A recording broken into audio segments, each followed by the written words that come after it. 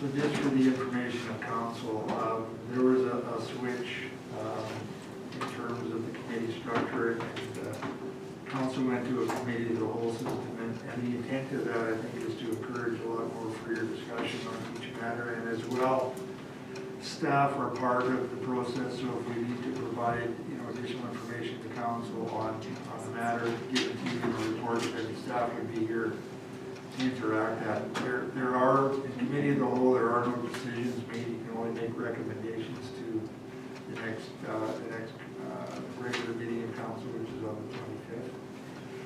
So the intent is to kind of talk through a matter. There's some matters that you'll find tonight that are routine in terms of purchasing, primarily because they're over the spending limit of the CEO, or just a matter of course tonight. And there's some other matters, of course, that will require a little further discussion on for council as we go. So this is certainly less formal. Again, if you kind of get lost, we'll take a look at the screen and hook you up there as best we can. So whenever you're ready, Mayor Tudiak, you can call to order and get your first meeting here. Okay, so first I'm just going to ask for patience because obviously this is something that's very new to me. So I'm going to be relying heavily on Allison and Dean to help me with this. And obviously Hugh and Jordan, please feel free to weigh in when you can, please, because obviously and I shouldn't discredit Joe's experience too. So let's call this meeting to order. And I guess we go right into delegations or public hearings, so we go right into the reports from administration. The first being the payment patching issue report. For those, I don't know if everybody has the documentation with us, I can just pull it up. So just for the benefit of council, each matter that comes before council is in the form of an issue report. And the purpose of the issue report is to provide documentation from your administration in terms of some background what the issue is, what we believe your alternatives are as council. We review it, and our intent is to provide a starting point with the administrative recommendation. It is by no means binding on council at all to accept that, but we do tend to use it as a starting point because that's our responsibility, is to advise you, and it's your choice whether you want to accept the recommendation. And if you do, then it's protocol for council to move it and second it, and in this case, just make a recommendation to your next council meeting. So this is a matter that we've had patching work done. It was approved in budget. The manager of Public Works and Utilities is here, Stasha Salinger. If you have any questions of her in regard to this particular item. We were submitted the invoice, and it meets the requirements that are there, so I'll leave it at that. I open it up for questions. Why only 5%? Most often 10% is usually a threshold for a holdback. A particular reason why 5% is used in this case?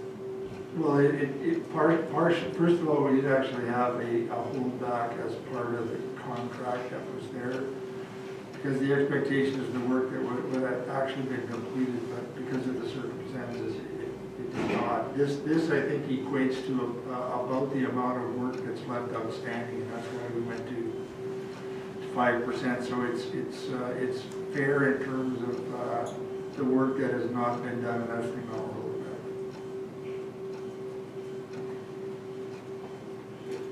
If the amount is not adequate, sometimes they just won't come back and complete it. Yeah, if we just identify what is left to do, well, they can just walk away from it. Well, we're comfortable. I mean, we've dealt with the we're comfortable that. Do you have anything you want to add? Yeah, just that we have it in writing that they're going to come back on warranty, so it's not like I have a pretty good working relationship with the company already, and I don't anticipate that they won't be coming back. So yeah. It's just over the years it's always been a 10% holdback, and I'm just sure why. Yeah, the percentage was just the DMO and I looked at the work and it's like 95% done, so we just chose that based on the amount of work.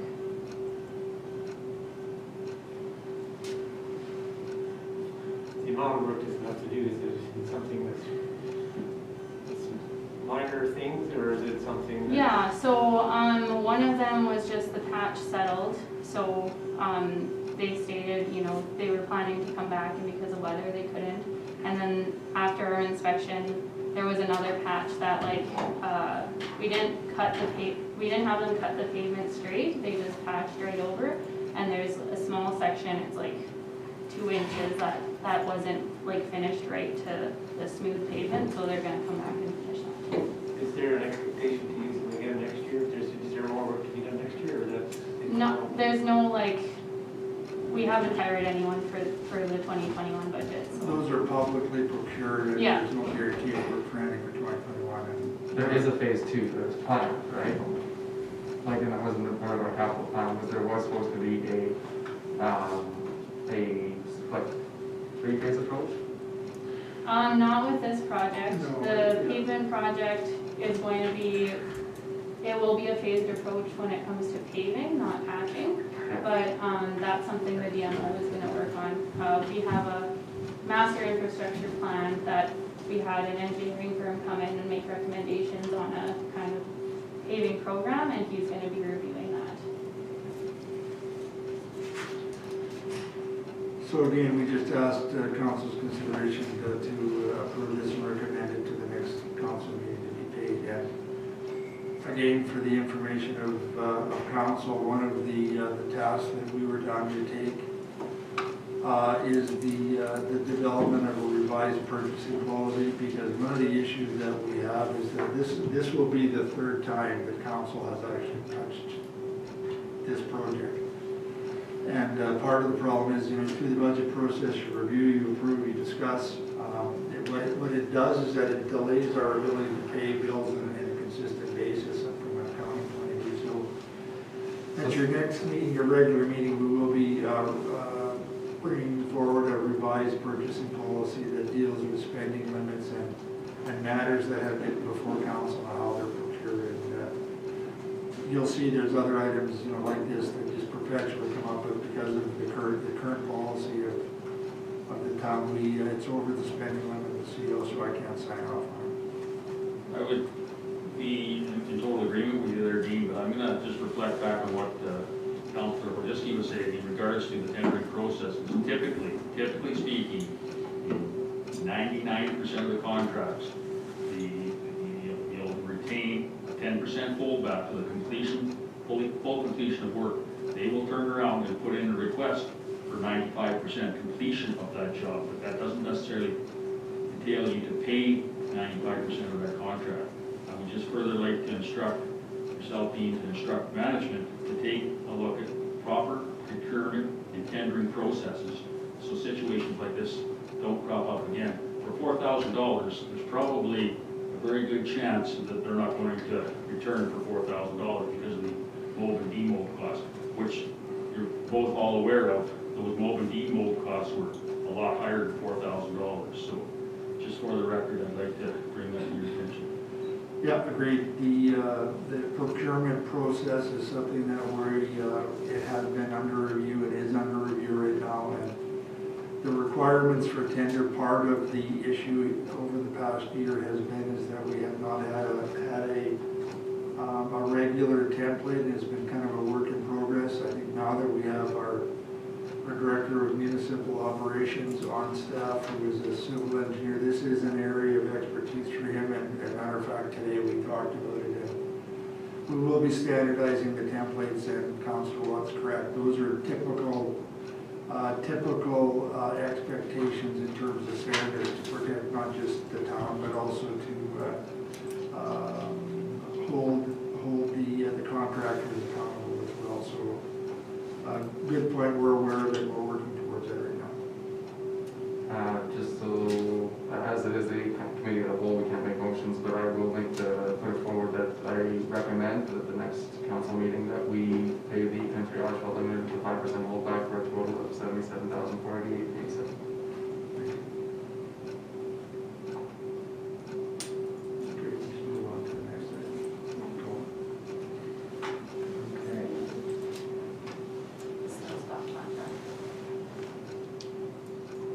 do I call for that? Yeah, we just, you can't just as an order, just identify the next order of business. All right, perfect. So the next order of business is 3.1.2, which is our snow stop contract report, or issue report. You've got the background information before you, and again, because you weren't privy to getting the information in a timely manner because of the election, I'll ask our manager to explain to you the background on the issue and the statement of need for why we need to proceed with this. Oh yeah, so snow stops are a safety feature on any building that has a metal roof, and we haven't had them installed on our lift stations. We have 12 lift stations, and we've had like close calls with the staff, and we have snow rakes to rake off the roofs and that kind of thing. But in the event of spring and the guys aren't looking up or they haven't made it out there to shovel off the roof, it can be a very serious issue with the snow and ice falling from those tin roofs. So this job is to have snow stops installed to prevent from a potential accident. This has been kind of a stop-start project. It started in 2019 and wasn't completed, and as a result, the department felt that it's something that they wanted to bring forward. And while it is minutely over the amount of budget and again, this is for the information of council, we did provide the former council with the third quarter forecast, and we're in a strong position, and this overage will not negatively impact the bottom line for the overall budget as well. Reading this, it looks like you've not had good response to... No, we released the request for a quote in August, and we had one contractor, a local contractor, show up to a site meet and was very interested in the job, and didn't end up quoting by the deadline, gave a couple more days, contacted a few times by phone, are you quoting, are you still interested? Nothing really came about, like he kind of went quiet, so we actually ended up just seeing a roofing company in town.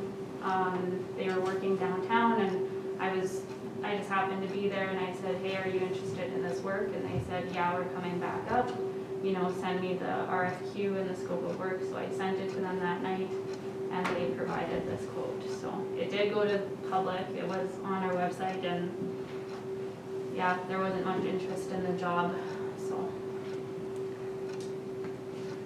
From a safety standpoint, that it's gone unaddressed for this long, I'd be comfortable recommending to move it forward with this. Actually, just... Yeah, we just know consensus. If there's, again, the informality of the committee, if you're in general agreement, then we can nod your head and let the chairman know, we can kind of move on. If council's in agreement with the recommendation, we'll proceed on that basis. I'm in agreement with the recommendation. I would be. Okay, council in general agreement with that then? Okay, great, thank you. Okay, awesome. Let's move to the next order of business, which is 3.1.3, which is the walking path payment issue report. Part just some additional background is that I think this original project came in over budget, and what council had done is chose to keep the amount of footage based on the amount of budgeted dollar amount that we had in place. And I'll maybe let you kind of jump in on there and identify the rest of the report to council. So, yeah, council chose to pare down the job to a limited number of square foot within budget. So we kind of identified the worst areas of the walking path. We marked it out and measured before the contractor came, and we said this is the amount that council has approved, and that's what they did, so. So part of the story, is it completed now? We start to pay it? Okay. And how, do we know what the total length of that is actually completed? I mean, I've seen. I don't have the length, but I think the total square footage is in the report.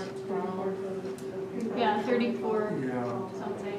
The intent would be for your 2021 budget is To do the next break the step. balance for to complete the actual work, and if there is any additional work that council desired done in that regard, we consider that and then procure that at that point.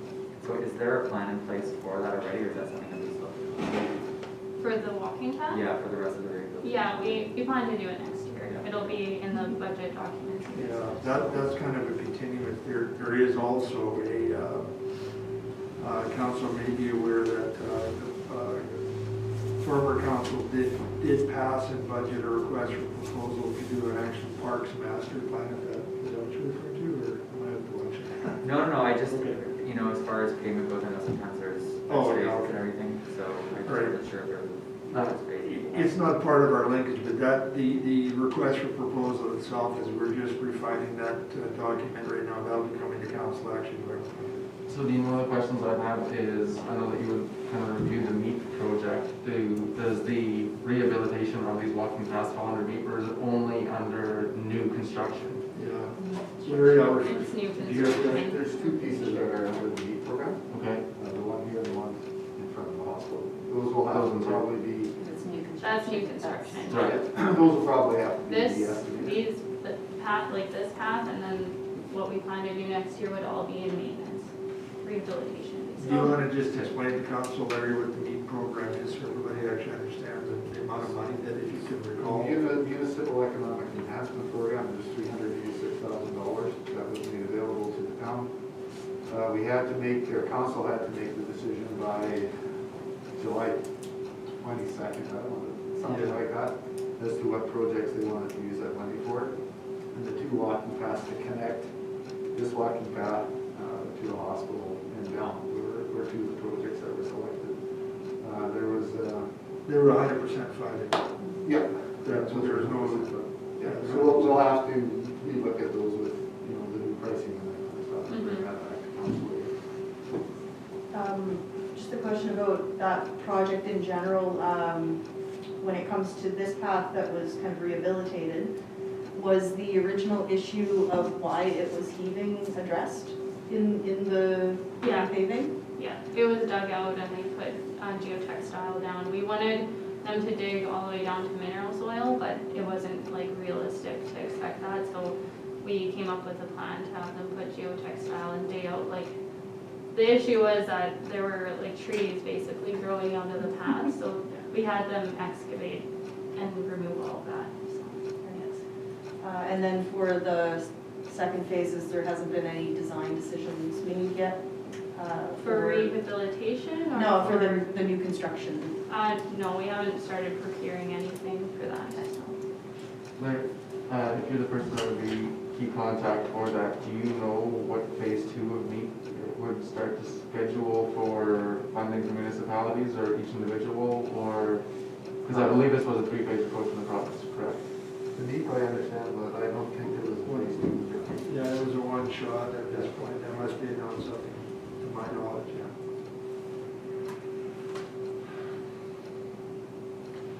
Any further questions on that? Just if council's in agreement, just a recommendation to pay the bill. We've got the work done. Question on point of procedure, I don't know if that works in committee of the whole or whatever, but this committee of the whole structure, like I'm noticing that, I'm reading here that we are ready to pay an invoice.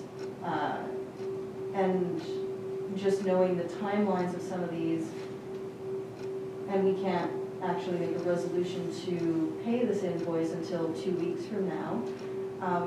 Is there any statistics since going to this committee of the whole process showing the interest we've accrued by not being able to make timely resolutions for payment of invoices? Well, probably not, because the short answer is that you'll have a purchasing policy in 2 weeks that would, council's in agreement would eliminate this. And I think for the most part, we've been fairly adroit in terms of turning that over and not getting ourselves into any interest-bearing accounts, right? Yeah, I think, I don't even recall if that happens. I mean, the turnaround time, it's because of the policy stifling just the ability to conduct normal routine payment. And, something we kind of picked up early on that we were here, and it's addition to everything else, we're just at that point to have it finished.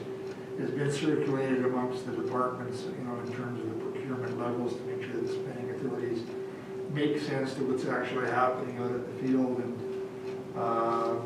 we have a management committee meeting tomorrow. We'll talk about it a little more and then bring that final policy back to council to eliminate this, because it's just redundant, a little ridiculous to have to deal with something 3 times, you know. Any more questions? I'll make the recommendation that this invoice be paid. I'm fine with that. All right, You do. Yeah, I'll support that. great, let's move on to the next order, which is 3.1.4, which is the Wolf's Den roof memo. Let me just bring Tony. Yeah. Yeah, this is for information only. This was, from time to time, if council has an inquiry, which is part of your, part of the regular agenda, if there's member inquiries, then we will do that and we'll provide you kind of response back. The previous council had asked where this particular project was at, and Tony, your recreation facility operations manager, has just provided you with an update. I'll let you speak to that, Tony. This project was started on, they actually started, I did say that they're starting on Monday. They actually started on Tuesday. And because of some of the work that the other contractor did, they didn't mud and tape the roof seam, so it will take a little bit longer. But the Wolf's Den is completely, it's 100% functional. I have a question. The previous contractor who did not do that, is they being held accountable for not finishing the work? And did we pay them, or? No, this was, there wasn't a contract with them. It was the town contractor. The town has a general contractor, and we were getting them to do the work because we were at a standstill basically because we couldn't find anybody to do the actual drywall, the painting and stippling, and that was the last part of the whole arena vapor barrier project that was happening. So Part of the problem was just the timing of the other contractor, kind of coming already, but didn't show it. The clock, kind of got ahead of the clock, and that's why we kind of probably got behind as a result of that, correct? yeah, our general contractor also got hurt a couple times. He fell off a ladder and he did something else as well. I don't remember what it was that he did, but so it's just been kind of pushed off. But ever since then, it's been fully functional. So there's nothing that we're missing out on. It just is simply the look of what it looks like up there. So, Tony, just with the contractor with the town, just for clarification, you said that they had fallen off the ladder. Does that fall under, like, if there wasn't an injury that was last time, would that be affecting the town's WCB because we hired them, or is that their own because they are a contractor too? They were on, that was on a different job. He fell off a ladder on a different job, okay. not related to the town. Okay. He just couldn't do the work because he had, Understood. Even if it wasn't our job, he's still liable for his own actions. Doesn't fall under the town. There was something the town could have caused that would have contributed to it. Most often it's not following safety procedures and things why these things happen. So this is more just for information? This then? is for information, just to follow up with the previous council. Thank you.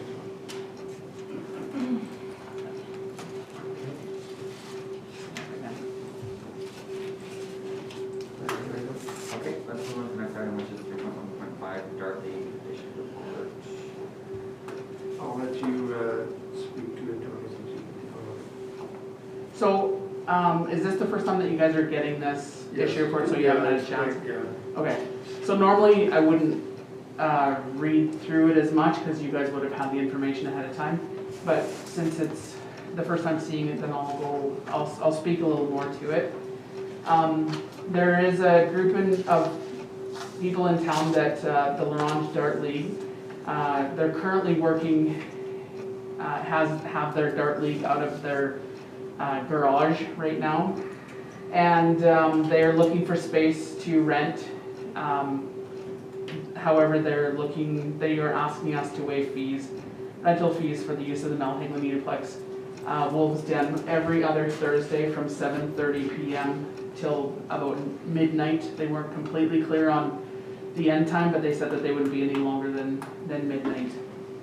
So some of the background on it, in April 13, 2011, the Recreation Board made the following motion, and that was that each user group asking for fees to be waived must clearly explain the direct benefit to the community of La Ronge, and further that each request will be reviewed individually. From there, that council went to motion went to council, and then council approved those minutes.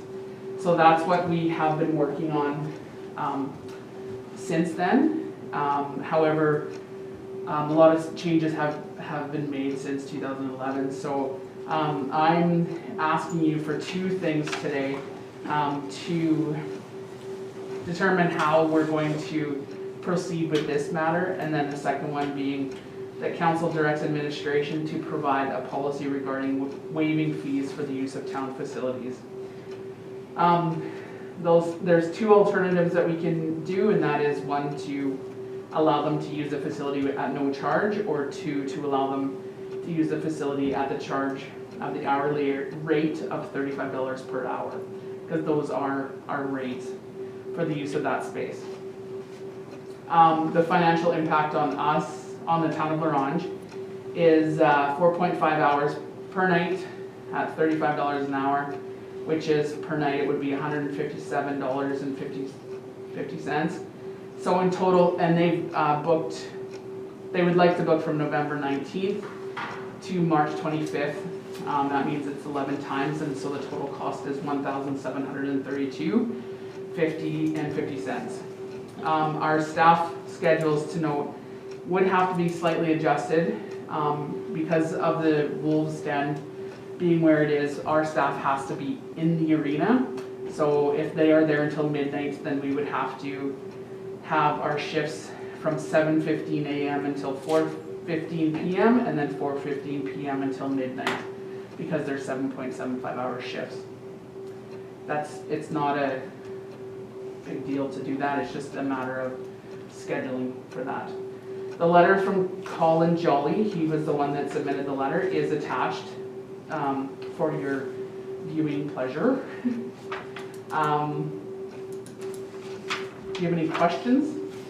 If I may, other matters, I think, as a backgrounder for council, is that the former council, in terms of the Uniplex, had made a decision to waive user fees for minor sports related entities, but not adult related groups. And this is still use of the facilities, but just so that you're aware that adult groups at this point weren't part of that decision, and had been expected to pay the direct cost in terms of the fee. And for 2020, there were no increases in the budget by council on the fees and charges, which are under review for 2021. And this is an unincorporated entity. I think that the letter says they've been kind of hanging out, playing in a garage, and the Ice Wolves have got the benefit of the revenue from the sale of many beverages that are sold through about that time, and it's a matter of whether you're comfortable as a council to waive that fee for this particular group, and I think going forward, it should be a matter of policy in terms of waiving fees. We took the position administratively, we don't have the authority to waive a fee, so it's before you to judge in this particular case, but moving forward, we kind of do it, so. Are there any other adult groups that are getting 100% reduction on their fees? For the use of the Mel Hagler Metroplex? No. Does the curling lounge have its own rental fees if somebody wants to use it? Yes. Okay.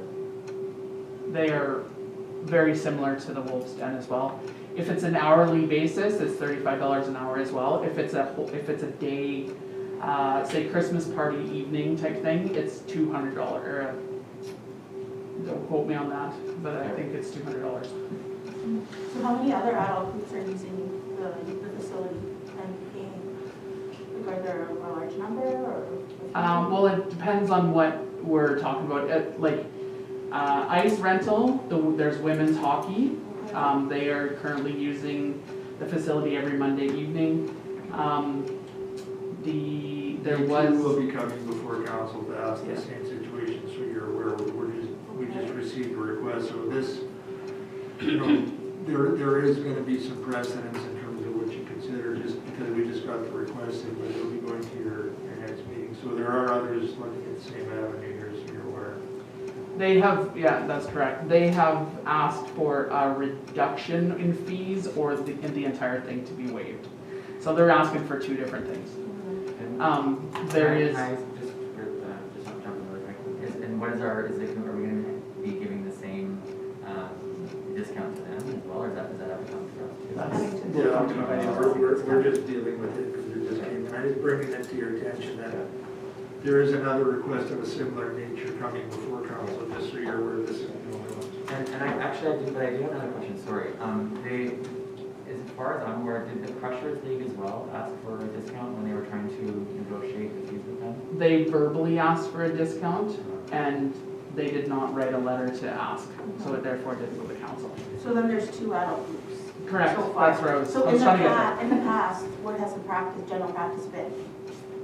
Not to, Not, like the seniors hockey league, we Yeah. did not waive the fees for that adult user group of the device. okay. So But- has it ever been waived for someone due to special circumstances, nonprofit, or, Like I said in the background of it in Yeah. 2011, yeah, they did waive fees for community groups that have a direct benefit to the community. So as an example of that, that would be Relay for Life, Kids Sport, RCMP, Bike Rodeo, things along that nature. There was another one at one point. Yes, thanks, that's a good one. Just on the point of order here, seeing as there is a pecuniary interest of the Laurent Ice Wolves, I would just ask the question if there's anybody in attendance here that might be in a conflict of interest. I'm thinking of the employee hours piece, but that's not the, what I'm asking, or how I'm asking about the groups. So I will abstain from voting or giving an opinion when it comes to the employee hours piece. I do sit on the Ice Wolves board, but this isn't pertinent to the Ice Wolves itself, it's a totally separate issue, so. But in our background, or, I mean, at the end of the day, it's your decision to make what you'd like, but in here it does say that the Laurent Ice Wolves would be selling alcohol, which would then be a financial gain to the Ice Wolves. So I would just urge anybody that might have a financial piece to this, that is not part of what part of the discussion or issue report that you were speaking. From my understanding, conflict of interest is if there's any part of that issue report that would financially gain or hurt your public disclosure, it is my understanding that the counselor would then have to declare a conflict and not be a part of that discussion. That is my opinion. Once again, it is not my job to call people out on the conflict of interest. Just, I will ask the question if people would like to leave, that's up to them. I'm just going to, once again, reiterate that. Well, I won't declare conflict of interest, that's my husband works at the Uniplex, and him working more or less hours.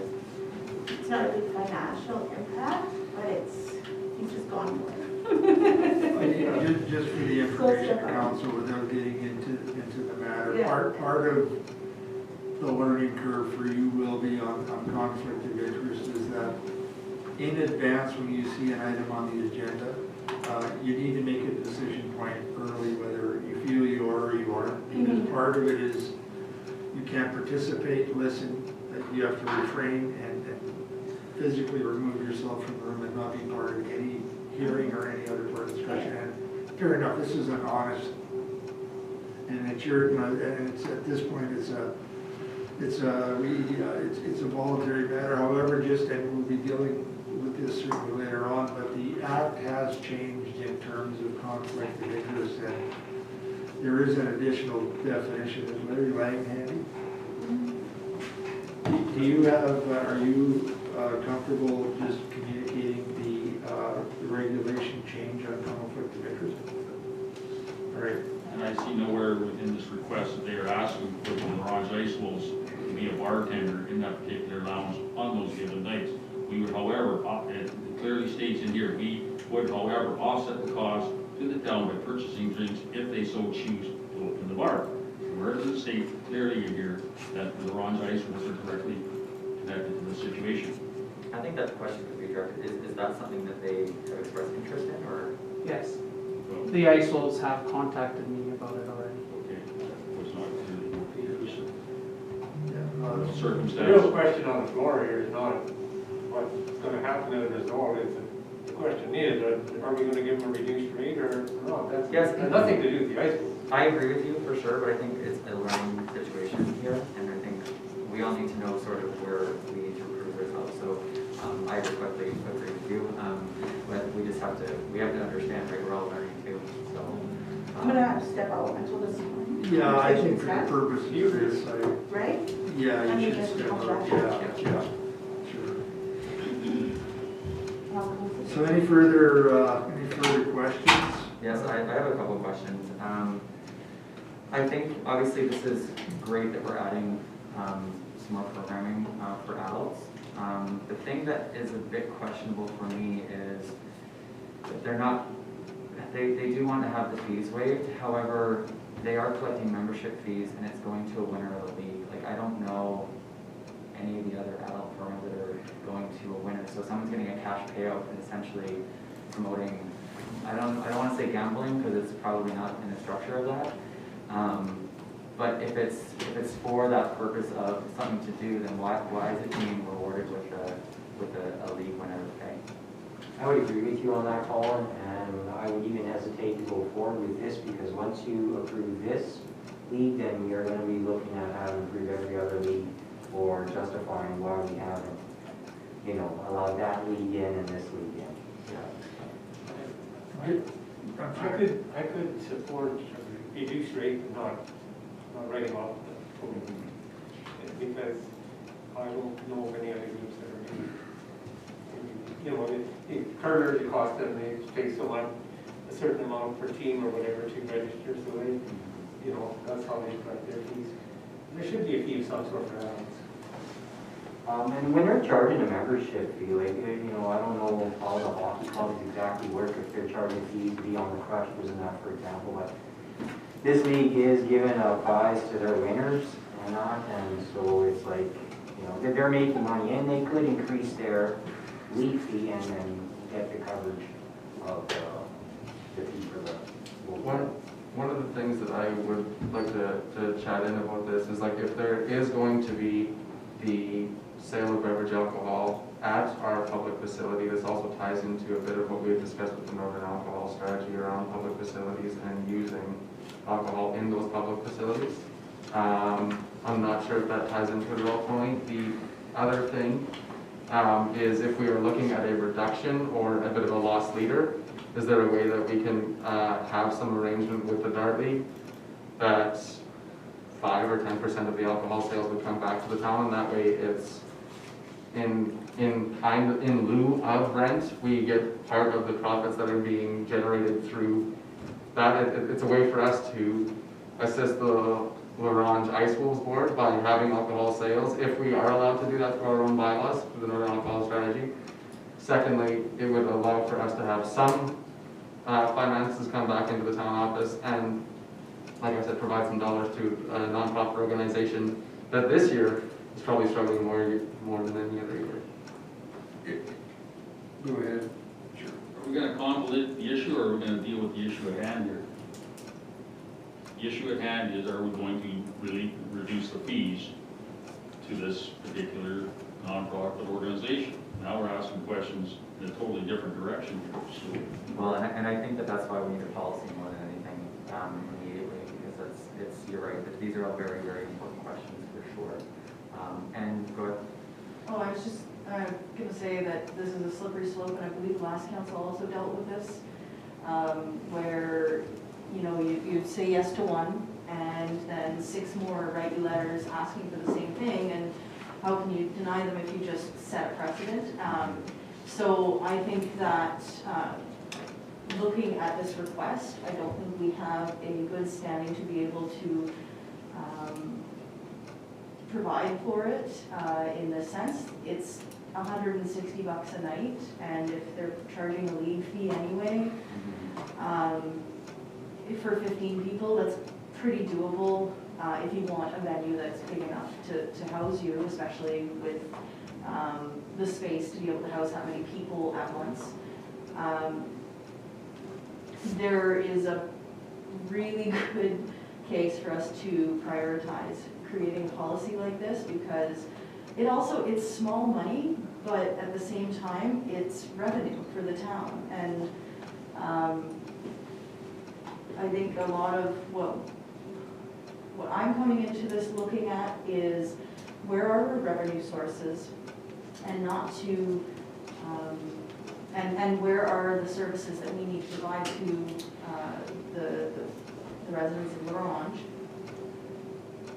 And those small little giveaways, whatever, beyond the clubs that give back to the community, I think it's a matter of business. It's a facility to rent. And if we want to be improving our Uniplex, we should take every dollar that we can to be able to invest. That's my And that's why it's a two-part question. Direction from council with the ask, which Councillor Wise spoke to, and the second part is the need for a policy to provide direction, not just to council, but to your administration. As we know, the arena within itself is heavily subsidized. It's not a break-even venture. It loses a considerable amount of dollars per year. Part of the philosophy of the policy would deal with, and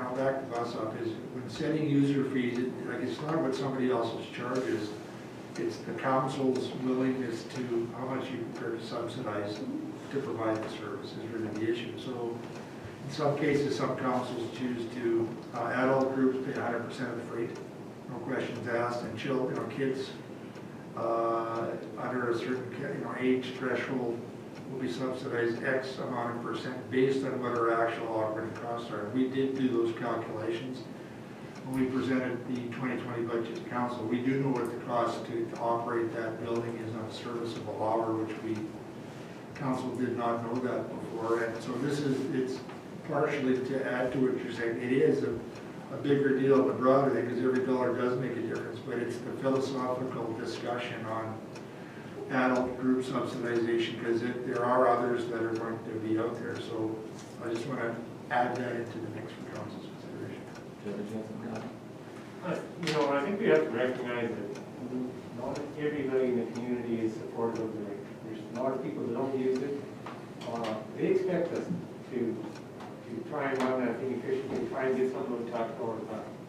And so, when it comes to the kids, I have no problem to reduce rates and maybe, get that participation. But when it comes to adults, I think we need to really think about being responsible, and I think you probably hit on it, expected. Yeah, is there anybody that wants to add anything else? I don't think that we can, we're obviously not making a decision tonight, but I think we've come to the realization that we need to get a policy in place. That way we're gonna be consistent, because I think we're gonna start running into problems really, really fast with that.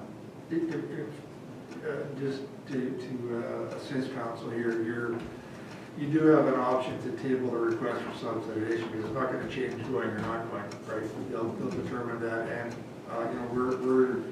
if there's an appetite to develop policy, then we respectfully request recommending that to the next council, which will give us the opportunity to get a jump on developing that and bring that before you, because we know there's going to be more of these requests coming.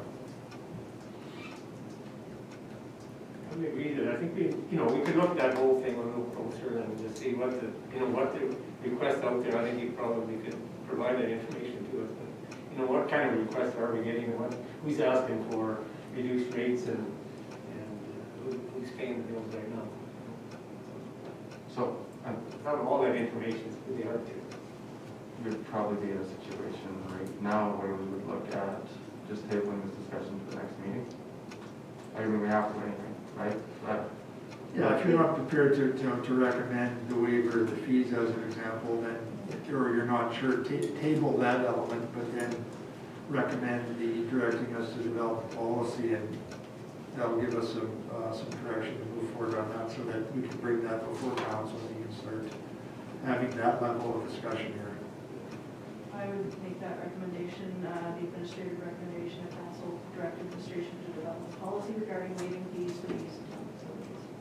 All right, and after that, the request from the Beverly be tabled until further information is provided. Yes. Yeah, that's fair enough, okay. I'll figure that. I'll let the dealer know. Yeah. Thanks, Tony. Sure, I didn't realize you made that copy. Yeah, it's there. Okay. There you go. All right, let's move on to the next order of business here. 3.1.6, the fuel management plan. Yeah, just, I think we'll get, Yeah, there. grab Robbie in here, but just, council has actually already approved, a fuel management plan, which is kind of a thinning for some of the fire breaks that are in play. And what has occurred since council passed that and signed off on it at no cost to the town is that they've found some additional resources and said, are you prepared to do another 5 acres of land? And, I think that's kind of the long and short of it. Robbie, do you want to maybe speak to the request? Fuel management. Yeah. Sorry, I watched the live stream. We're a minute behind, so I'm getting caught up. Okay, basically in brief, previous council, so this is Saskatchewan Research Council in cooperation with Northern Municipal Services, they approved. I don't know if Abby was a little familiar with this one, but about tree thinning in the northern area. They allow, I guess the province put out so much of tree thinning. We were allowed 10.3 hectares originally. We just approved some tree thinning. I don't know if you have any maps open there. So this is what we approved last time. It was recommended to thin out these areas here by the airport. Just after we signed the agreement, another community backed out of their portion of tree thinning this year. So they offered it to us to thin more trees. And we actually offered 3 different options. Rather, option 1 was to kind of thin out the area behind the hospital. The 5.3 hectares was approved. Sorry, 5 hectares. The other option here was behind Reese Drive, up to the, Reese, behind Quant, that's not, I believe. And the other option was, I'll scroll down a bit, was to expand the original airport area and just move further south. I mean, this is just a small picture of a multi-year phase thing. So phase 1, clear this area. Next year, probably more. There's so much was allowed per area. I think it was about a total of 40 or 50 hectares that within municipal boundaries to be thinned out. It was supposed to go last year, but project fell through. Couldn't find a project manager to bring it forward to lead it. So now they joined with the municipal services to bring it forward, and they're going all in other regions too. So basically, just in short, we're just looking at clearing additional 5 hectares. And I talked to with Fire Chief Keaton here, in regards to the recommended area to be thinned. And we both thought behind the hospital would probably be the priority 1 route to be cleared out this year. And eventually these areas will be cleared, but in future years. Just for council's information, when we get these types of requests, we actually do a straight tour to the department to see if there are any particular issues, and the acting chief Cloud, weighed in on this and felt that out of the options available to council, this kind of made the most sense. But there's some other related potential with that. You want to speak to the smoke thing in the hospital? Right. So if we do go with the hospital, which is option 2. Option 1. Yeah, right. I think it would be a good idea to have open communication with the hospital because of smoke concerns. We would only burn or only want them to burn on days when it's blowing to the east or east away, just because we don't want that smoke going into their air intake systems. But I do agree that option 1 would be the best. high risk, high value. And if we were to have a fire in there, it would take quite an effort to get back to the hospital, especially with the long-term residents in there as well, so. That area, I'm sorry, I'm just contextualizing this. Is this a winter activity? Fall, winter. Yes, Fall, winter? So if we approve this at the next meeting or whatever, is it, when would it commence? We've actually approved already phase one, the original by the airport. Yep. I think they've already started marking trees and identifying which ones they've come and checked it out. Mm-hmm. And then this was just last minute thing. So I mean, yeah, we've already signed the agreement, we'd probably re-sign it again, saying approve of the second portion. Mm-hmm. But they give 3 options left out to us. Okay. Just, sorry, just normally, moving forward, I think with, the reason why Robbie's kind of taking the lead, was in his hands before I had got here, so, moving forward, any fire-related activities will obviously come through me. It's just that's why Robbie's taking the lead. And to add on to that, I mean, there shouldn't be too much input or need from us in our town, there's no cost to us. They have their own project manager, they arrange their own crews, they're gonna be hiring local people, they do everything.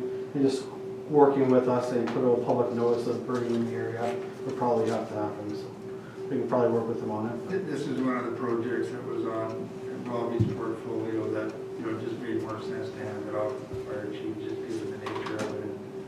And timed with Robbie's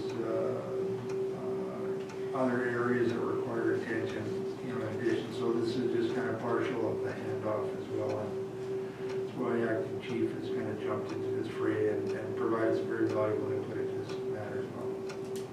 So sorry, the final recommendation is option 1?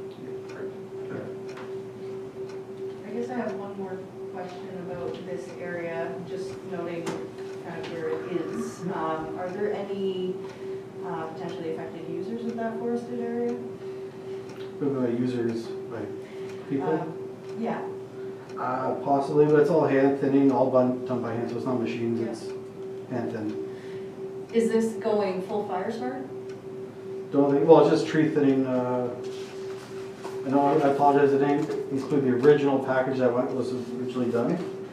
But there was a description in there, I could pass it around to everyone if they want. The update that this came through was at a New North meeting, which I was in attendance in Prince Albert, and their original plan was to do it through a fire smart code, to basically tree thin up the first 6 feet and then 6 feet clear the further. brush around. Yeah, okay.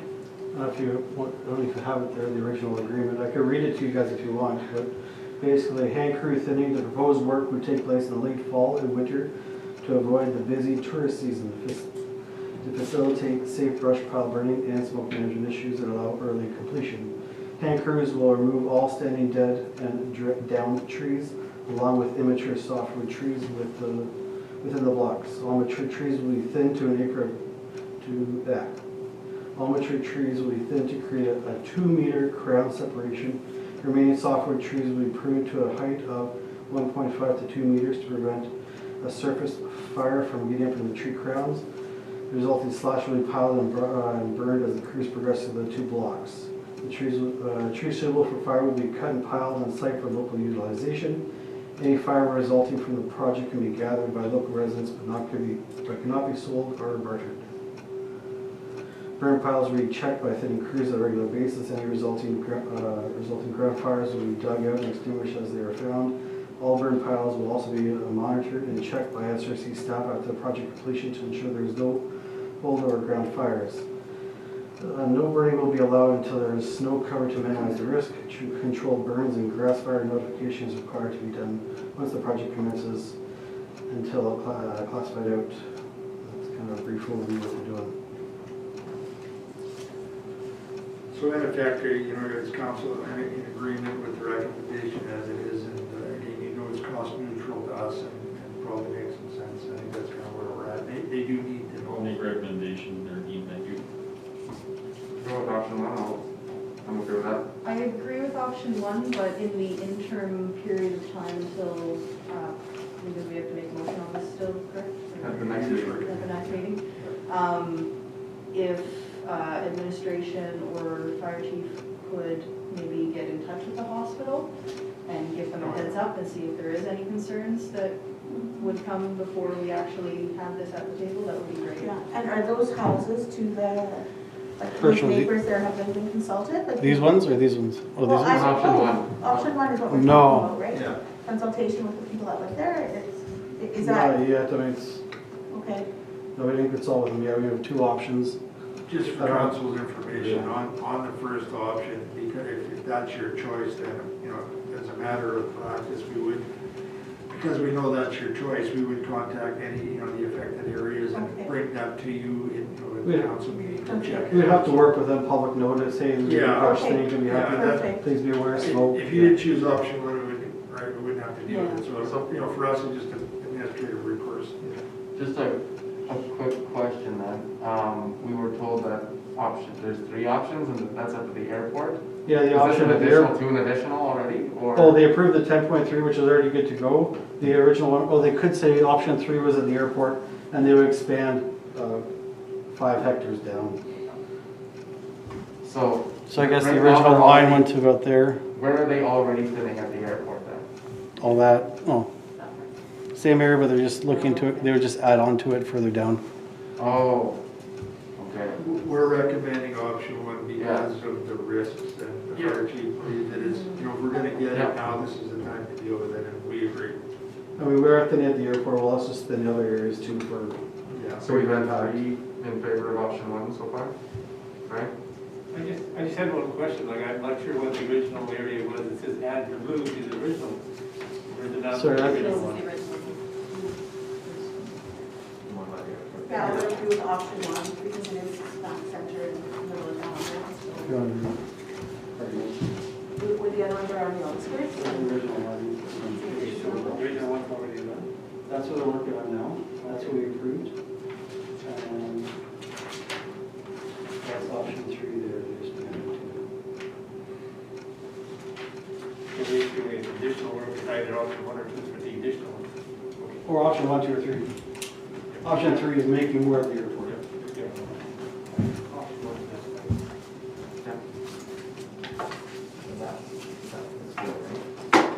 So if that's the case, then I will begin making calls to the hospital and as well as the residents up in that area, sure it's houses up on that roof there. Yeah, I don't know any timelines yet, or when this other area is gonna be built. And that's fair enough. I mean, I think, you know, if that's the case of council, I think we beat this to death. I think we got direction, enough direction, and if there's more information you need, we'll provide it. But if that's the will, then the fire chief will start the communication process, and then we'll bring that forward. If there's already concerns, we'll make you aware of those.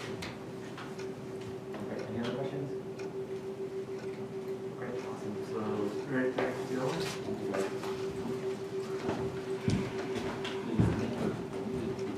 No. This is the last matter. Okay, the last matter of business here is 3.1.7, which is offer to purchase additional land issue report. Before we go ahead, I just have to pass the floor, right, if I want to recuse myself? Is that how I do that? Yeah, To the deputy mayor? clear conflict. And I'll just give you a reasoning behind that.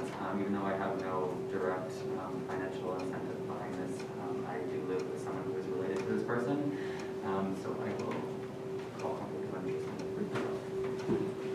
Just on that, before you leave, Mayor Tuesday, Larry, do you want to just update council on the e-reg? Yeah, there was an amendment to the conflict of interest regulations in the act, actually this fall.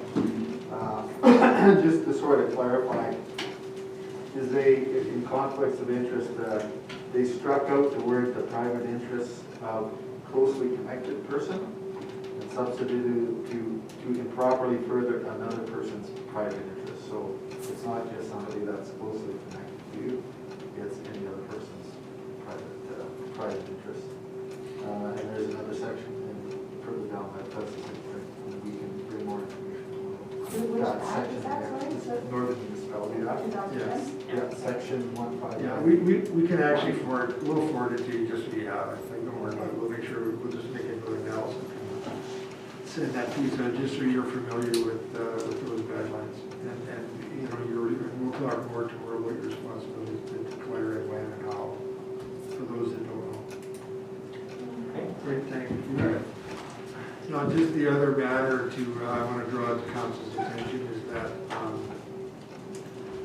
in accordance to the act, matters related to personnel, property, or legal, you do have the right to go in camera to discuss it because it could involve a potential negotiation. This is a land matter, and you would be within your authority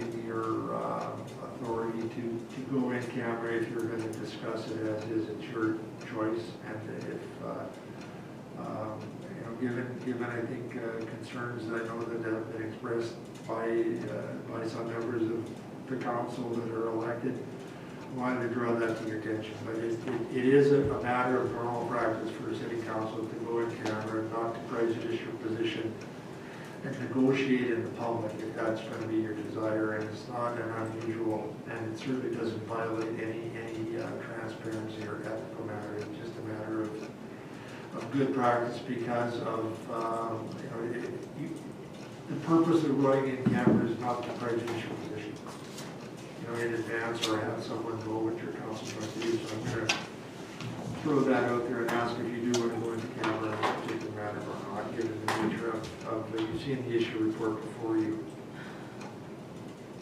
I would like to suggest, unless we are discussing the fine financial details of this, I think all discussions about the sale of land in the town be held as openly as possible. Again, I caution council on the negotiation part, discussing selling of land and valuations. It's a slippery slope, and I respect what's being said, but again, you don't want to prejudice your position on the matter in advance of it being discussed.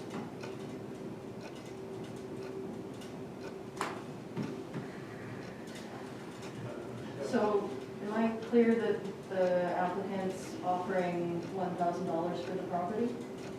That's And correct. then The getting a land offer, fee of $100 plus Yeah. surveying costs?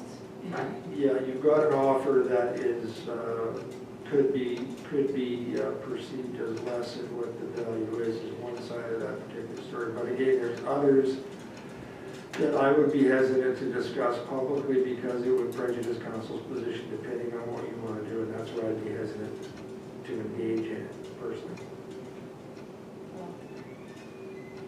It's more than the sale of land. This is a specific piece of land that has got a dollar value, and you had an offer made. So you have a contract A in place with the offer, and it's really not, in my opinion, appropriate to negotiate or discuss it outside of in the public forum. The value of 37, where does that come from? That's based on the previous fair market value assessment that was done in 2018 or something like that with council, not this past council, but the one before that. I can guarantee you, I will not be supporting any $1,000 deals. Yeah, and so that was what the price was set at that point. Now, September, I think it was, the council had moved to undergo a more recent land appraisal study, and actually just spoke with the land appraiser, the assessor today, and she said it's actually just about complete. So hopefully we will have that information, in the next little bit here, but this matter is before you today. So. Part of the difference is developed and undeveloped land in context, and this is an undeveloped piece of property which has a different, obviously, valuation. Oh, by the looks of it, this person just wants to extend their That's- backyard, right? yeah. Or there. Yeah. Which, I'll point out, it already looks as though they are using that land. Yes. Yeah, we're aware of encroachments, not just there, but in other areas, yeah. I know it's a pretty consistent occurrence across town, which in my time working the other side of this was a concern that I did have about that, but this is really interested to hear council's thoughts on this particular. Well, I think we need to respect the assessment value first and foremost, because that's what the land is assessed at. Is The new appraisal document coming, does that have specifics between developed and undeveloped, connected to road, not connected to road, service, non-service? And service and unserviced, I believe she is addressing. We're asking, as an example, there are some properties in town that are serviceable, but based on the value today, we're asking the appraising company to give us the valuation on their land, because that's how we would sell it. Because if we do, as an example, the council chose to sell developable land, there's, servicing agreements and other elements that would play into this thing that aren't, so we can't sell it on the basis that we could have a road there with pavement, right? So again, let's just focus, these are general discussions on land sale. The matter before you is. So, sorry, the question that we currently have is on the proposed sale of the land is currently, and I see this is where you prefer it to go into in-camera, because we'll be starting to discuss the appraised. You're getting into the detail of the matter, and if council chooses to sell or chooses to negotiate, then that the proponent should be privy to those discussions in the public forum as well, actually. Yeah. Can we move to table this to an in-camera discussion? We can go to camera right now and ask everyone to leave the room if it's not engaged in other things. If we are tabling this to in-camera from a point of procedure, do we have to then call in Mayor or Tushniak to go into camera and then? No, he's already declared. Okay, so if somebody is willing to make a motion, I can entertain a motion to go. Make a motion and we defer this to our next meeting. Okay, there is a motion on the table to defer this to the next meeting. Is there a seconder to that motion? I'll second that motion. Okay, I will take any discussion on the matter. I would ask, is there any other information that we have to provide if you're tabling it and not discussing it now? Well, it seems to me that, That's all I'm asking. yeah, it seems to me that Allison has brought forth that we will be getting a new SAMA evaluation, so Not on this, though. not on this. So there's the land appraisal, and then next year there's also a sale Reassessment. assessment, so it's kind of twofold. Yeah. By deferring it, we have an opportunity to get a little bit more information. If there's another type of assessment that can be done prior to the next meeting, then that's the whole basis for There deferring it. wouldn't be, but I would say this in fairness, I think that it's not, to me, it's not, because you just saw this tonight, you didn't have the opportunity of, getting the information, it's not unreasonable to, we can discuss it, you can look at it and we can discuss it more. We'll put it on the open agenda if that's the will of council, and then you can make a decision if we want to So go in there. just so I'm clear on your motion to table this to the next meeting, the instructions is to have an additional appraisal done of this land in between, like in the intervening time? If administration can provide more information, we may decide to defer to get it. We don't. So, and that's where I'm struggling with it, is because if administration can't provide us any more additional information outside of going to another third-party We will make appraisal. that decision at the next meeting that I'm asking to defer it to. If we still don't have adequate information from administration in terms of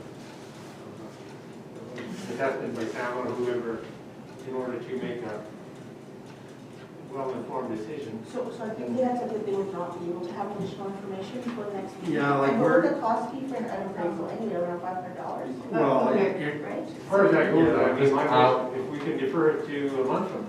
Just as a point of order, I did ask for discussion, I've seen a few people have had it, Abby, you. Okay, so number one, an appraisal cost should be put on the applicant, not on the town if it's up for question. The point of tabling this without discussion, I think, is unwise. I would actually like to start the discussion tonight in camera, because I think that would give us a good context so we can talk about some of the background of this, so that we are all in the next couple of weeks going into our further inquiries, because we can come out of camera and decide to table it until the next meeting, or decline, Can't make a or motion tonight accept. anyway. Yeah, make a recommendation, but I think that for everybody's benefit, it would be wise to have a discussion in camera, just to get the facts established of what we know and what we don't know. Okay. Just as I've seen Ryan, you haven't had the opportunity to speak, I'd like to give you the opportunity if you have anything you'd like to add in on this. I'd like to move to go in camera so we can discuss this tonight. That is out of order right now. There is a motion and a seconder on the table, so the only way that we could do that is by defeating the motion and then going to make an additional motion. withdraw. Or ask the councilors to withdraw to go into an in-camera discussion. My motion is to defer decision or recommendation from the next meeting. That was seconded by me. That's what my motion really is. Is there any more discussion on that motion? Hearing none, I will call the question on the motion to defer this to the next meeting. All those in favor? All those opposed? So we're back to the main matter at hand. Is there any motions that are coming forward? Who makes a motion to go in camera?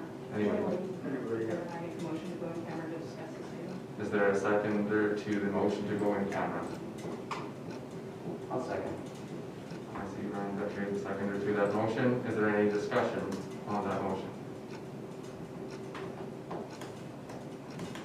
Hearing none, I will call the question on the motion to go in camera to discuss item number 3.1.7.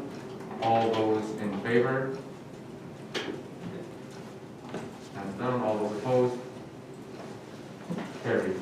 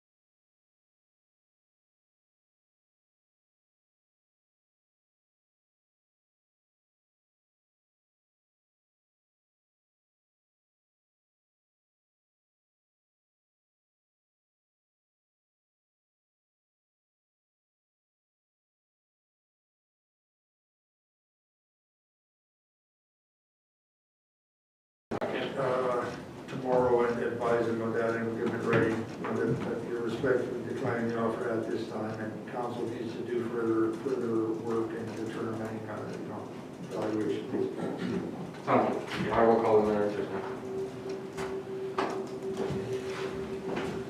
And at 8:28, I will pass the chair back to Mayor Tushnet. So, that brings us to roundtable discussion. Well, the intent of this in committee of the whole, just so you're aware, is, and respectfully, what we ask is that if there is a matter of interest to you as an elected member, the roundtable discussion in committee of the whole is provide us advance notice of the issue or the matter that you want to discuss, so that we can either bring some information or bring something forward to do that. But I think what we want to avoid is being surprised by things that are occurring and we're not in a position to respond. That's all. So if there is a matter, as an example, that is a burning issue to you, or you want clarification on, or it doesn't really matter, or something a citizen's brought forward to you that you'd like us to deal with, then we're in accordance to your procedure, bylaw, to contact myself or Allison in advance of the deadlines, and then we'll include that as part of this. If we have to bring any information, we'll include that in the package for you, so you get some background, and we kind of go from there. The intent isn't, again, a free-for-all to jump each other on a matter. That's not the intent or the spirit of that in the bylaw. So is it just to bring new ideas to the table that we can get? Well, I think, it could be, it could be discussion items that are important to you because as individuals that you want to bring forward. And again, our job is to try and provide the information, and if as an example, if it was a concept that you were particularly interested in, you need to convince your colleague it's something that should be recommended for further review, study, something to go to the next council meeting, which would provide the direction to do that. But the benefit of the committee as a whole, as you saw tonight, is real and you'll see the regular meeting a lot more formal and different, but it provides you that opportunity to engage and ask the questions and really get into, which that wasn't the case in the former system with 2 regular meetings of council. So it's taken us a little while to get into the groove, but that's kind of the intent of how this is supposed to play out. So council will be a bit more formal, there'll be less table talk, obviously more. The mayor is the presiding officer of that meeting, and the responsibility is to chair and to ensure order and ensure that the procedures of council are changed. And you don't like it, you can always make your procedure well up, but that's your rules. And our job is to remind the mayor that something isn't being done appropriately to your bylaw. Will do that, and then it's the mayor's responsibility to deal with his council. So that's the idea of it. That makes sense to you.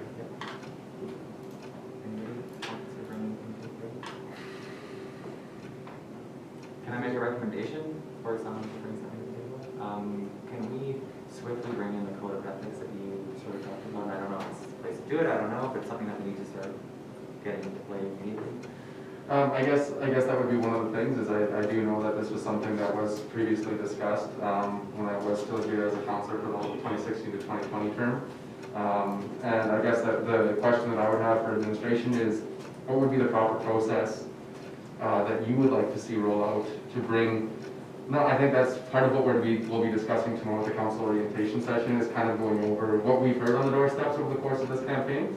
And what would be the process of starting to get that ball rolling? If this is the place to do it, then I am more than comfortable bringing that council code of ethics up. If this is not the appropriate time to do so, then I'm also fine with bringing it up in the council orientation sessions or strategic planning meetings that we might have.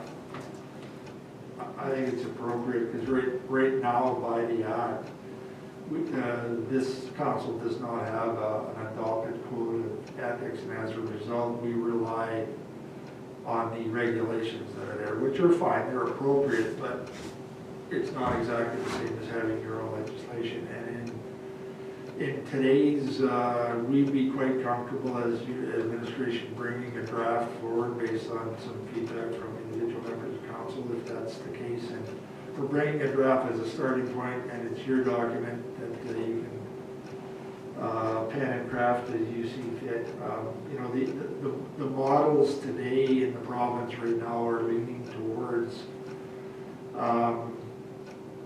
council not policing themselves as much as appointing by bylaw an independent entity to act as, I'm going to use the word because I've got a better one, investigator.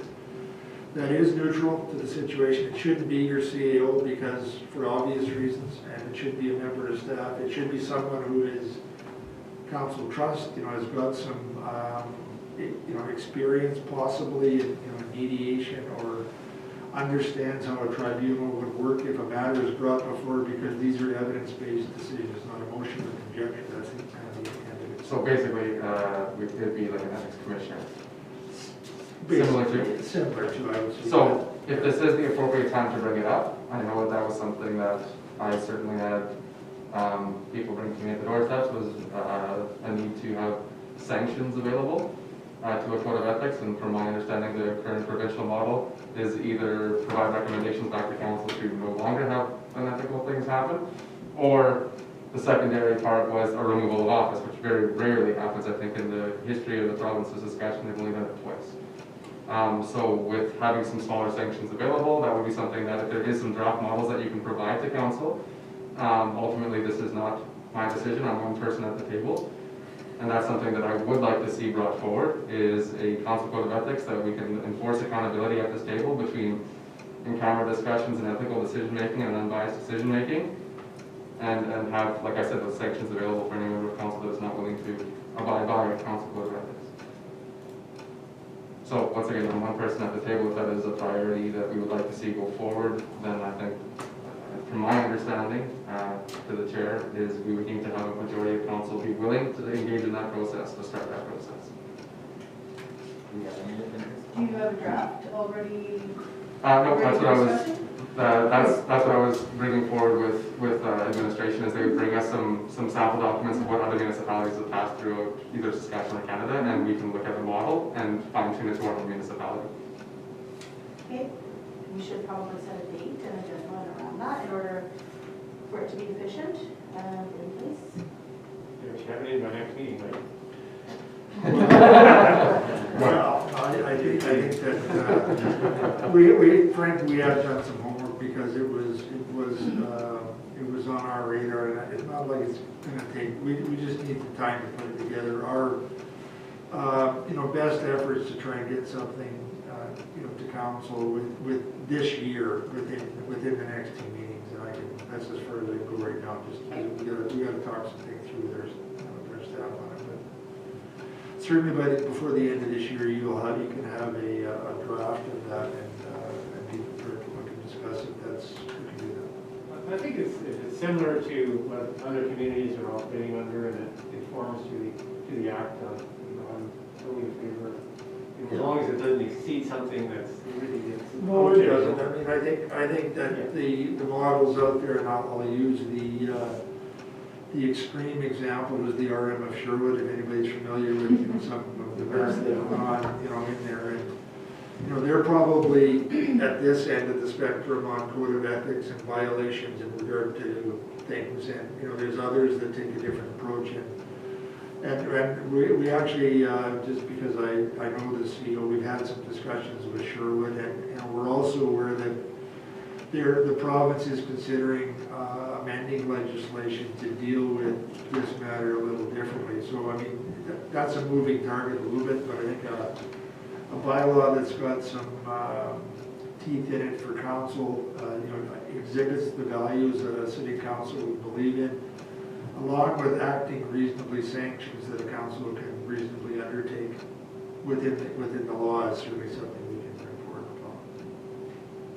I'm curious, at this table, who is aware of the ombudsman's role with municipalities now and how that's changed?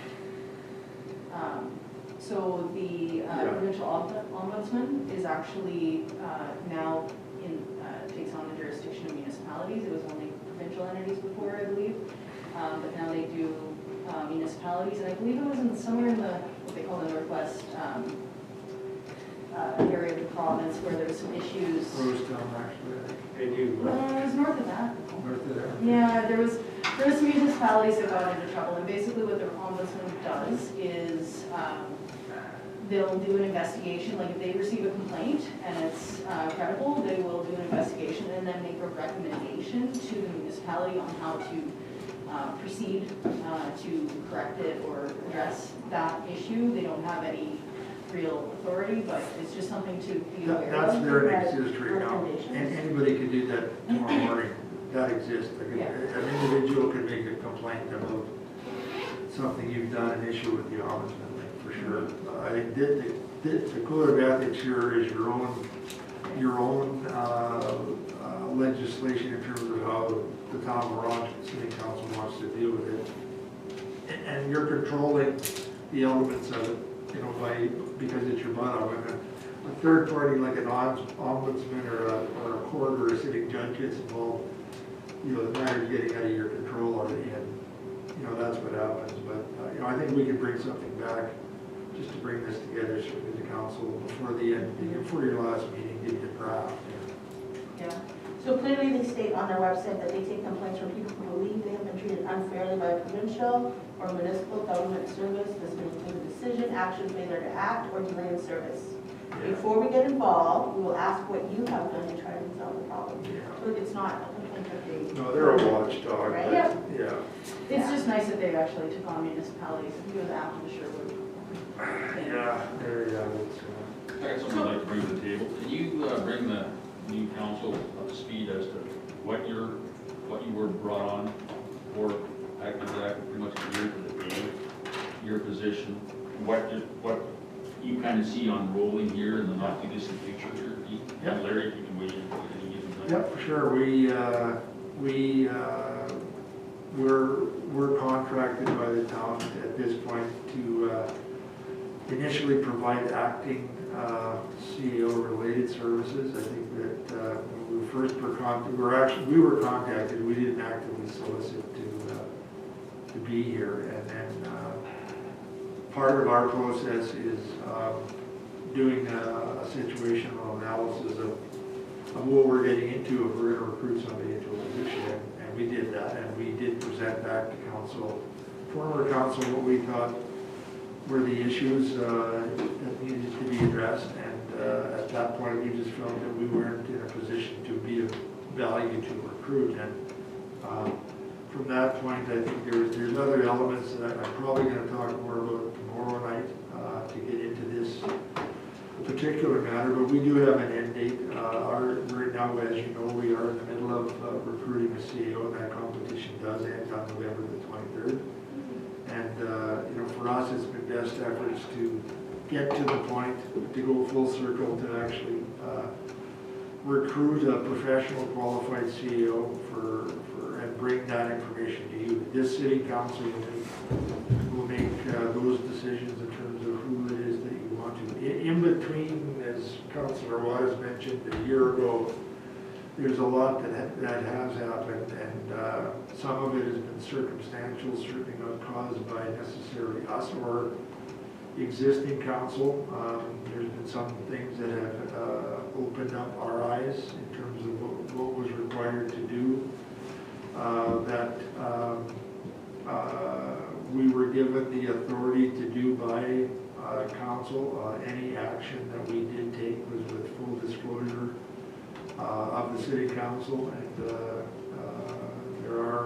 there's information to certainly support that, including our contractual basis. So you know, at this point, if you're okay, that's as far as I'd like to go tonight, and I'm prepared to discuss this at length as part of because there are some matters that are related to personnel and people that I don't want to get into here during open council that are more to bring the current council up to speed that you need to be aware of, and you know, certainly full disclosure of no concerns. I'd like to ask something around that since the topic was brought up.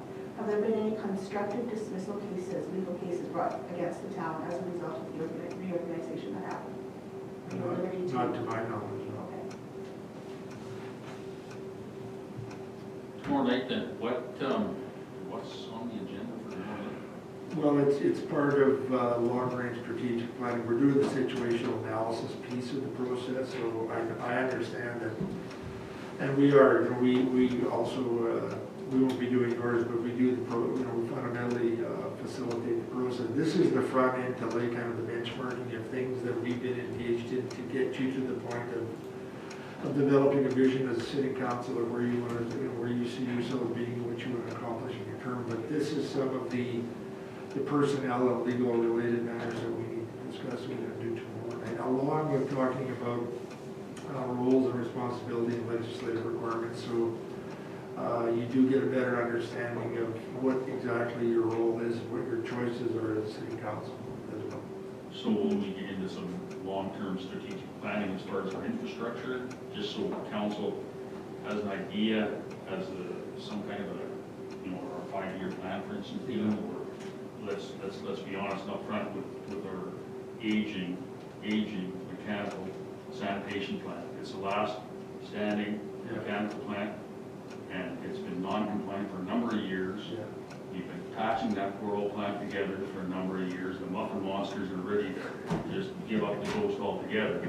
So I mean, these are issues that I feel need to be discussed in the decision making of this council, and because we're looking at big bucks. Yeah, agreed. That level of discussion will not occur tomorrow night.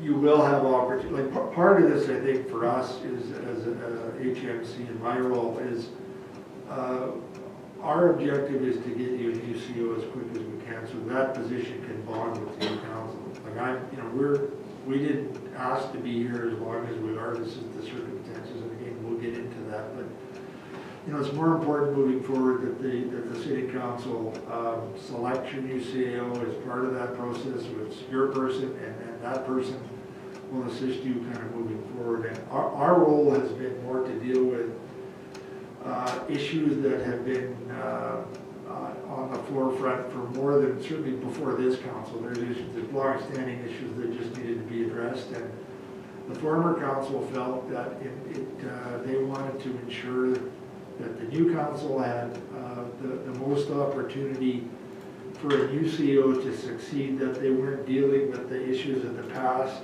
and not being able to succeed in today's environment. So we've been doing the heavy lifting and going to the dark spots, I'm afraid, but that's part of what our company does. And we, this has being here for a year and a bit wasn't part of our plan. We normally aren't in a situation this long, but there's circumstances, again, that we'll talk more about tomorrow, and that Councillor Watt and Phil in particular will attest and affirm, because again, we have no reason not to disclose anything, because we don't.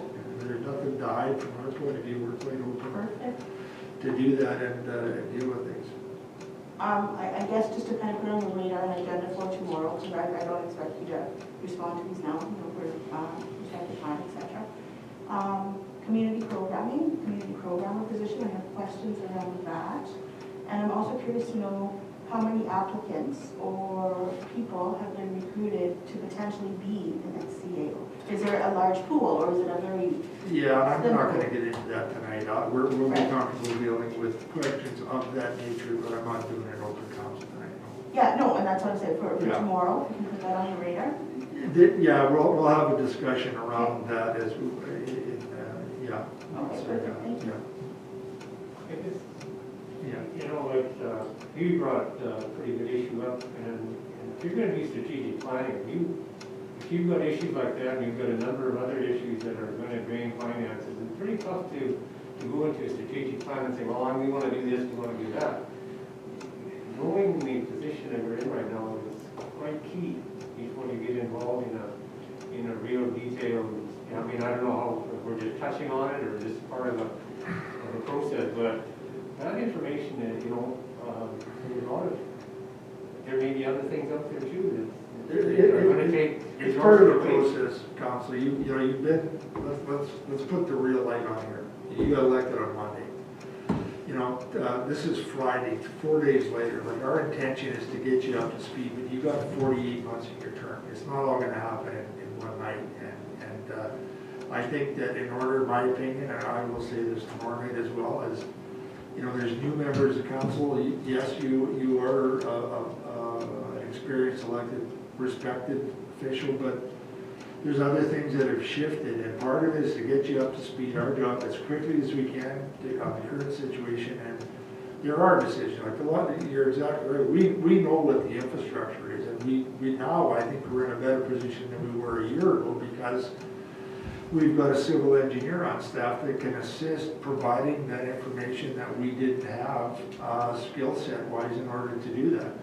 So those discussions, you know, we're seeing the benefits to that individual been here 2 weeks, and I'm already seeing the benefits systematically, and I can give you concrete examples of that. So that you're going to be in a better position to make those decisions on what you can do and afford. As part of this will be part of your 2021 budget process, which we won't be involved with, but we will have the information, because part of our obligation is when we retain your new CEO is to assist in the transition from myself and Larry from 100% to zero over a period of time, so that the individual can, you know, understands what is happening, because even though we're not on site, we're in contact with staff every day, you know, and with your Skype, email, text, and we have more or as much knowledge as certainly anybody in this room about what's going on in terms of this town and the operations, and we're here to share that and help the new CEO transition and succeed, so that you at this city council can get off on the right foot and do the good things that you want to do. So we're not in your way, we're a conduit to make it happen, but we also have some information we need to share that we're not going to get into here tonight. But you will share that tomorrow. Absolutely. Fantastic. Absolutely. I've waited 8 years for this, right? I've lived here 20 years and waited 8, so I am anxious. Yeah, I know. I am too. I want to get all my checks. I'm not in. And hence why that meeting tomorrow under strategic and long-term planning is going to be in camera for the whole session? That's correct. It'll be in camera because we're dealing with the situational analysis piece. So those of you that have engaged in strategic planning processes, the benchmarking part is the first thing. We're in the best position to benchmark for you. So this information will still be useful moving forward. And I know that, you know, certainly for some of you, the community engagement element of bringing the plan, a plan in place, it will be part of the process, but that's not our role in here. But we got to get you up to speed as quick as we can in real time on really what's going on. And as I'm sure you learned, those of you that campaigned, what you hear on the street and what's really going on are maybe two distinctly different matters. And our obligation is to be as honest as we will be with our employer, who you are, and we have no trouble doing that. So. Anything else? One thing that I want to bring under point of order. Early in the meeting, there was a motion on the floor, Vivian made. You made an amendment. You cannot change the gist of a motion with an amendment. You can't change the motion. That motion would have to be defeated, then you can put a new motion on it. So that's the point of order. We'll also let you, we'll give you the new procedure bylaw, which does identify today's rules on when you can do that. And something you should change the intent of the motion. Yeah, Which is fair enough. That's not an amendment. Yeah. I think the spirit of tonight is that for me, with and whether I was your acting CEO or your real one, I'd be saying, I think we need to relax. There's 5 members that don't understand some elements of. No, I'm just saying down the road. Yeah, and it'll be self-correcting, and I think we'll certainly move forward, and including with the mayor. And I think that in the spirit of everyone willing to learn and move forward, it's self-constructive, and let's get her done here together and move forward here. I appreciate that. No, I'm just saying, No, it's it good. wouldn't have changed the decision. I'm just saying, Yeah. I appreciate it, and I'm gonna absolutely rely on your expertise for sure. So don't discredit what I amended or whatever I did this night, because there's a lot to learn. So We'll have to have a oops button or the gavel. And I didn't think there was. I've never. it's been. It's been there the whole time. I know, it's been part of the furniture, I didn't even realize the gavel was there. But you didn't trust it on with a hammer. Okay, so that's, so we don't have, so we moved to in camera, but I don't think. Motion to adjourn and adjourn. Yeah, we have nothing in the camera, so Okay. I'll make the motion to adjourn. I'll second that. All right, we're done. Is there anything in the way? First one's, Adele. Okay. Yeah, Bert? It's gonna be fun.